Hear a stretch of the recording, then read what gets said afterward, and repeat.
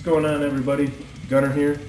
I just wanted to give you guys, I don't know, a little update, I guess. This past 2 weeks, I have been tying these stacked fiber belly flies, right?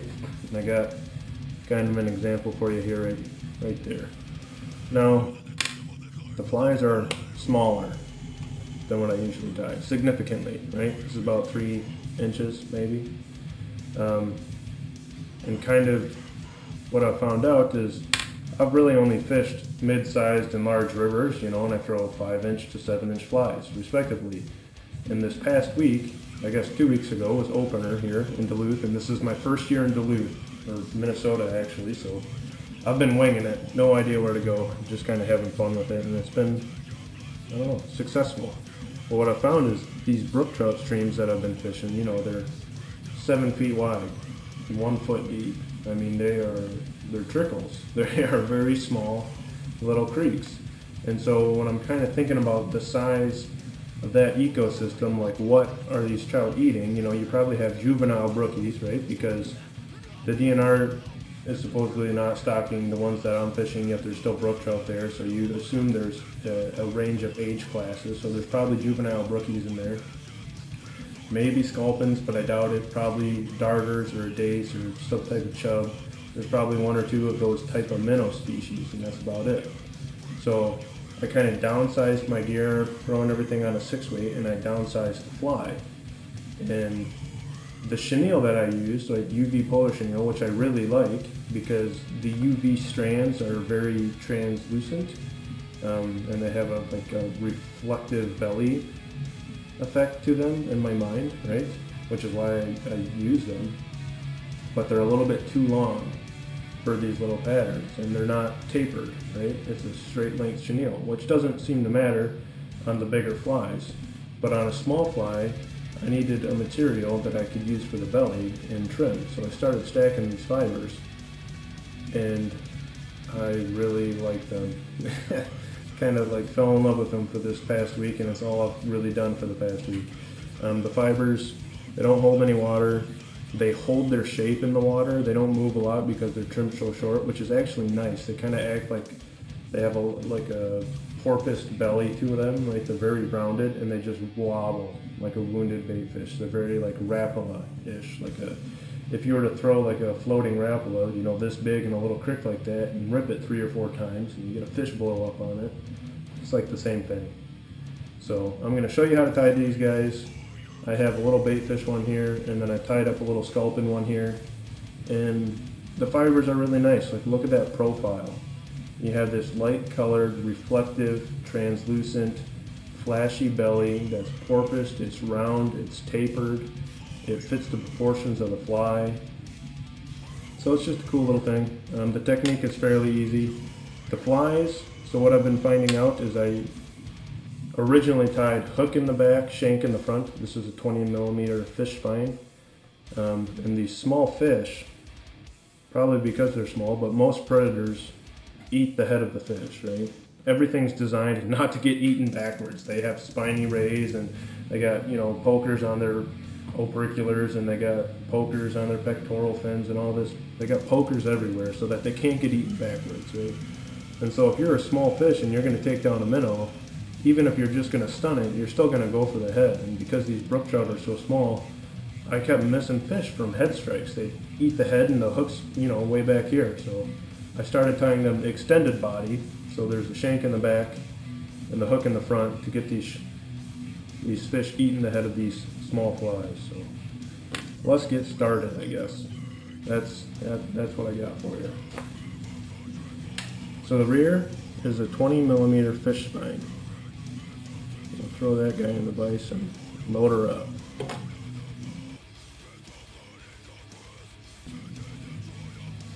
So the wing of these flies is just a 1/8-inch rabbit zonker, right? The same that was used in the Martian video. And basically that is your movement and your life in this fly, because that synthetic is relatively nice and stiff, and it holds its shape really well, and this rabbit's what's going to give you the movement that you would kind of expect out of your normal streamer pattern. But I'm just tapering this tail off a bit, cutting the leather, and then we're going to tie it in. I like to tie this in ignoring the taper part. So if you kind of cut your triangle flat and make it rectangular, about 1 shank length. So just 20 millimeters on this rabbit zonker. We're going to wet that and tie that in.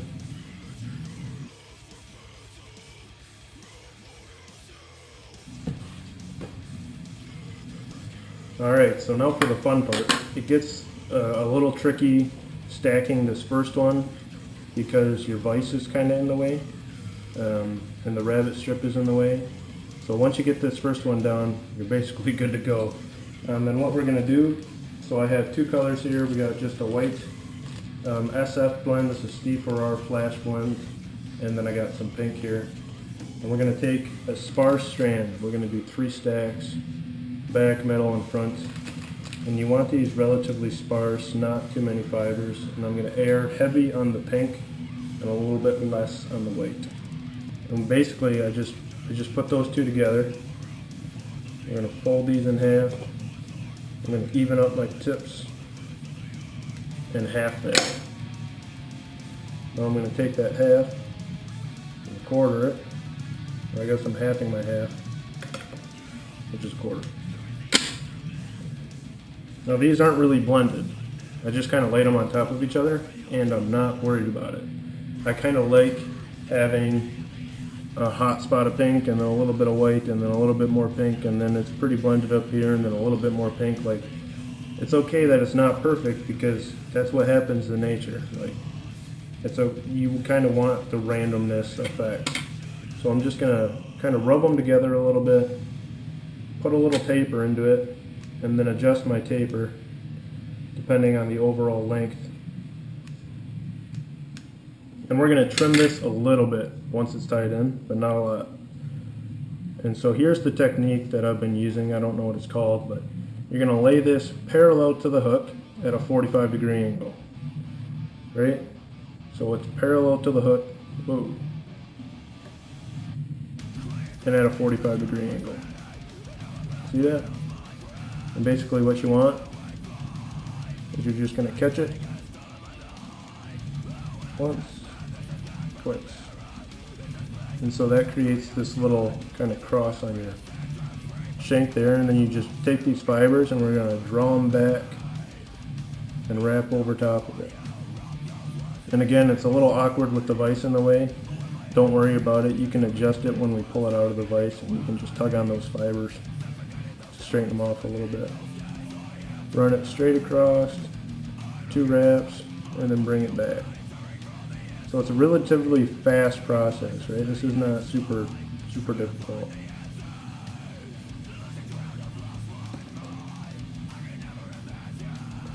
And then I'm going to take these fibers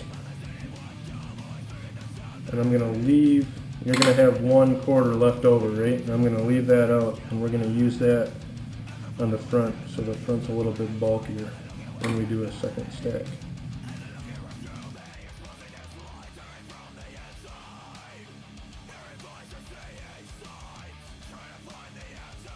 So once that's all tied off, you can take it out and you can see you get this V going down either side of your shank, right? And I like to just kind of rough that up and pull those fibers off to the side, pull them around so you get kind of more of a random distribution on the bottom. And then you can kind of just hold them up and we're going to come in and we're just going to taper this all back. And you kind of got to cut it in the 2 dimensions on top and the sides to help round that out.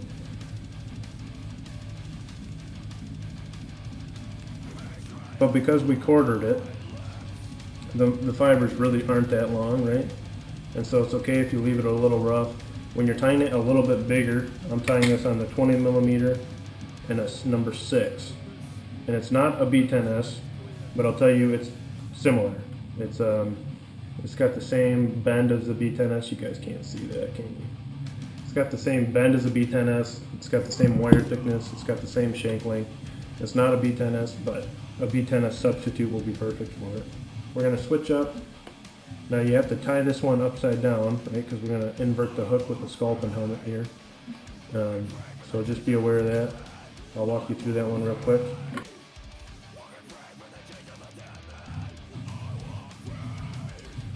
So what I'm doing right now is I'm just measuring off this Sculpin helmet from Finalizing, right? And I'm just making sure that it barely touches my thread when it seats past the eye. And right here, I'm going to build a thread dam to spin, not really spin, I'm going to stack a deer hair collar. Just like on this guy, right? There's a little small deer hair collar to get you this kind of larger head, elongated pectoral fin area, right? So that you have the correct profile for your Sculpin. And it's really hard to stack deer hair with the hook point right there. It's just difficult. Everything gets in the way. It's really tight. This is a small, this is a number 6. It's really close to the vise. On a 2/0, you'd be way more forward and be easier. So this thread dam is going to help lock your thread in place so that you can walk this around and it's not going to move forward and crowd your helmet.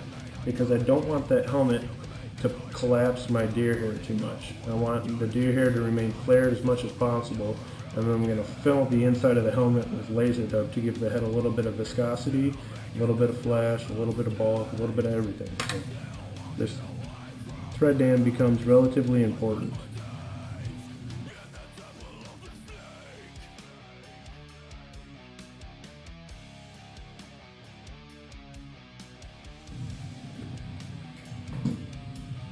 Alright, now we're good to go to stack some more fibers, and as you can see, obviously this back hook is, not back hook, but back shank is now upside down, right? That way we can tie it in. Hook point up, riding with the Sculpin helmet. So you're going to stack all these fibers now on the top of your hook. I'm going to get right back there to the bend. I'm going to take a new stack. You can go a little bit heavier this time. I like to, seeing as how I'm doing like a pink to white blend, right? I'm going to like the look of more color in the front of the fly.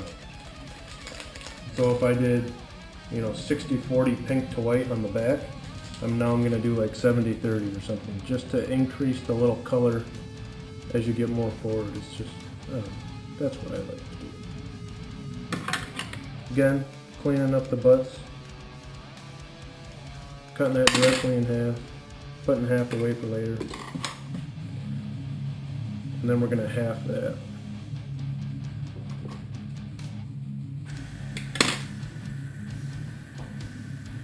Give it a little twist, blend them just a little bit, but don't be too picky about it. Taper them, and trim it up.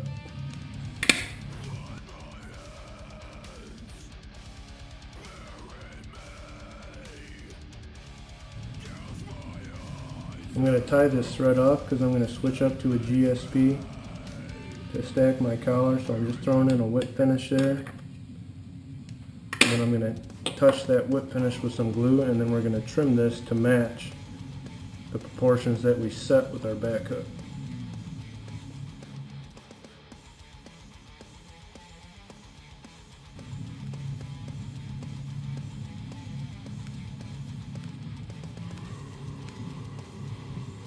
So I'm bleeding these two together, trying to get a really nice taper so you get more bulk up front, less bulk in the back, more width up front, less width in the back, right? So you just kind of pull these fibers,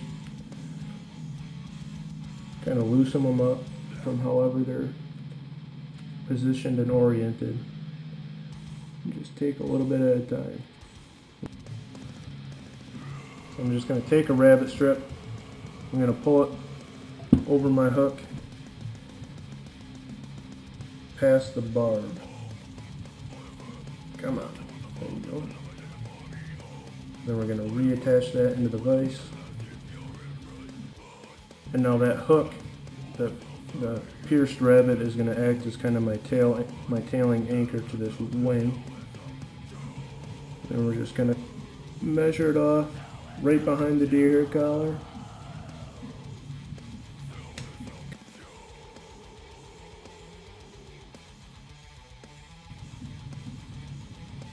Whew, now we're good to go. So we got our wing on, we got our belly good to go. Time to stack some deer here. It's still a relatively big collar. It's probably a full pencil, maybe more.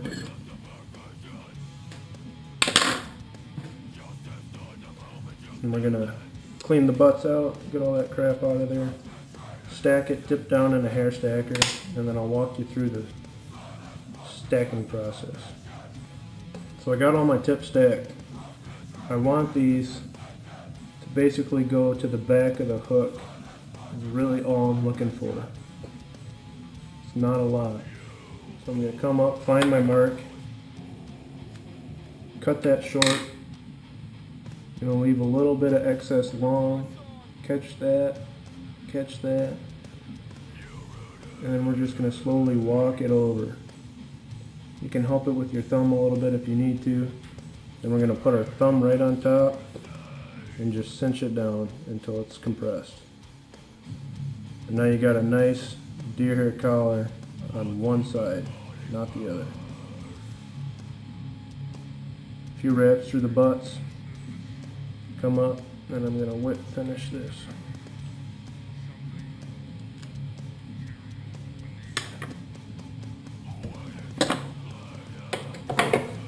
And now you kind of come in, and of course there's always extra work. Just kind of clean this up with the razor blade. Make sure the bottom's nice and flat. You don't have any trapped hair down there.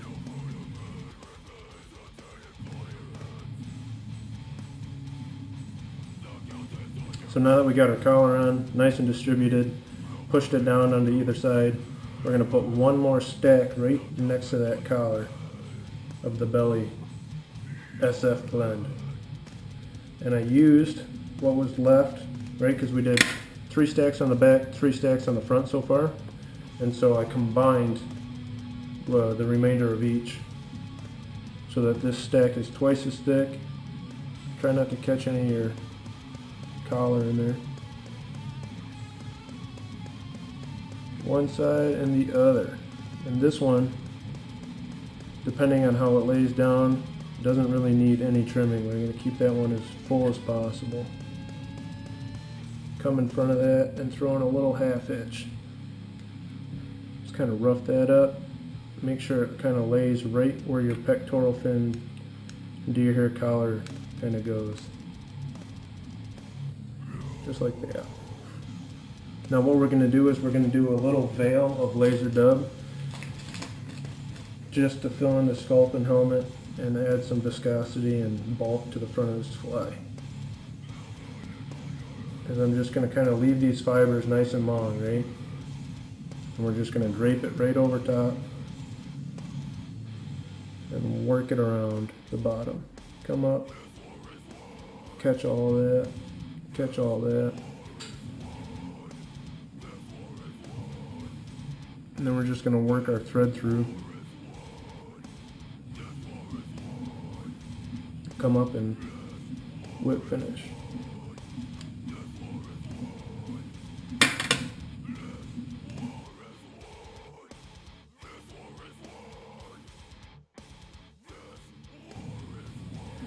And there you go. Look at that.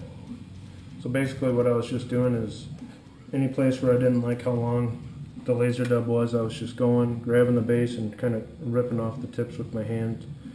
That way you don't get the straight edge of a cut, but you can shorten up the fiber so it matches the length of your deer hair collar. So I'm going to throw some eyes on here, put some UV resin over the eyes and over the nose where I have a little thread dam, and it's ready to fish.